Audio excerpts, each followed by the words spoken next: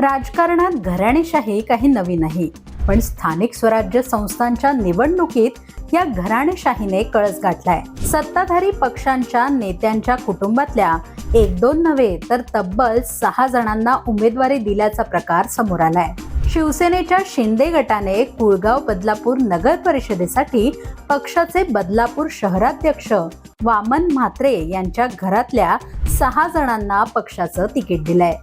वामन म्हात्रे यांच्या पत्नी वीणा म्हात्रे, भाऊ तुकाराम म्हात्रे, मुलगा वरुण म्हात्रे, भावजय उषा म्हात्रे, पुतण्या भावेश म्हात्रे यांना उमेदवारी देण्यात आली आहे. दुसरीकडे भाजपानेही नांदेडच्या लोहा नगर परिषदेत एकाच घरातल्या 6 जणांना उमेदवारी दिली आहे. नगराध्यक्ष पदासाठी गजानन सूर्यवंशी यांना उमेदवारी मिळाली आहे. याशिवाय नगरसेवक पदासाठी गजानन सूर्यवंशी यांची बायको गोदावरी सूर्यवंशी, भाऊ सचिन सूर्यवंशी, भावाची बायको सुप्रिया सूर्यवंशी, मेहुणा युवराज वाघमारे, भाच्याची पत्नी रीना व्यवहारे या सर्वांना उमेदवारी देण्यात आली आहे. महिला आरक्षणामुळे राज्यात अनेक ठिकाणी सत्ताधारी नेत्यांनी आपल्या कारभारणींनाही निवडणुकीच्या रिंगणात उतरवलंय. उमेदवार मिळत नसल्यामुळे हे घडतंय की यामागे आणखी काही कारण आहे हे आता पाहावं लागेल.